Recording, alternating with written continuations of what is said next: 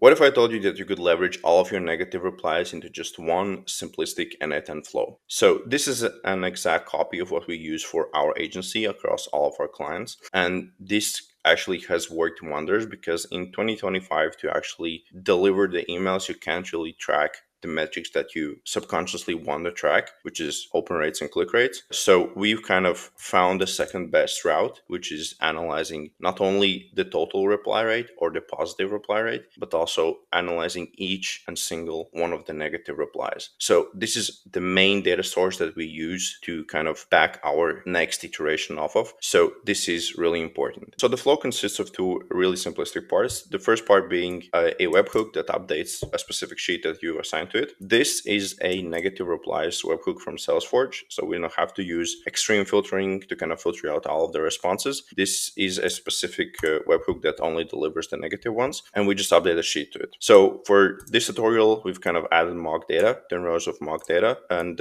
responses that we've gotten in the last month or so. What you need to take into consideration is the contact's email, contact's name, company, the message that they've sent, this is the main context, and the date. These two are really important. The rest of them are not so important, but these two are the most important ones. So for the first part, that's kind of it. The second part of the agent is a bit more complex because it has the logic behind the agent itself. But before we actually dive into the nodes themselves and how we position them, I want to show you a bit of a breakdown of what it actually includes. So each of the negative replies is going to go through this logic. So essentially, we've come to a point where we've positioned 13 different categories for all of the negative replies we've gotten. So timing, priority, budget, existing solution, authority, relevance, trust, etc., etc. So, and each of these categories have a different threshold. For example, like if channel objections is above 10%, let's say it's a compliance risk due to GDPR or not followed unsubscribes, etc., etc. These kind of replies indicate that action should be taken immediately, but each of these ones have different severities, what it means, etc. And we've kind of positioned three different threshold logics. So critical, like I just explained, immediate action, urgent is within a week, and medium is within a month. For example, if relevance issues is more than 30%, then ICP might be misaligned. So if channel objections is above 10%, which I just explained, then there's a severe compliance risk. So critical issues, right? So this is kind of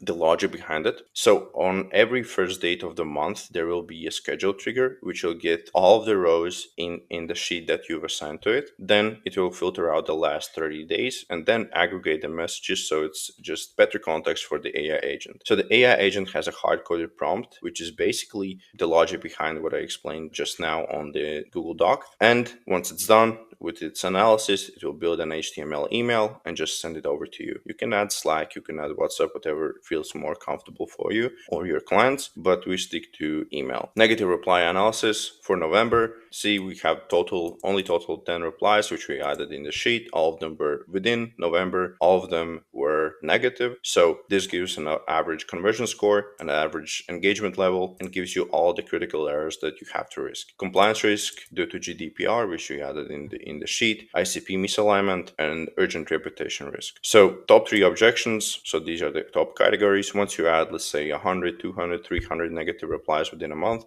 this will obviously build out more and the percentages will change. For the sake of this tutorial, this is just a good example. And see, it also gives you strategic insights of what you actually need to do. Some of the actions, you can follow them, you can avoid them, but it just gives you a better overview of the situation of your actual outbound campaigns and some of the next steps. In a day where we can't really track open rates, click-through rates, etc., this actually is a mandatory process that you need to have in place, because most agencies, most businesses just rely on the positive reply rates or the total reply rates if you're lucky. But this is something every single one of you should be doing. Drop a comment below, send me a message. I'll send over the N8N flow myself and give you the actual breakdown so you have some context to back off of it. And let me know if you want me to build anything else. Thanks.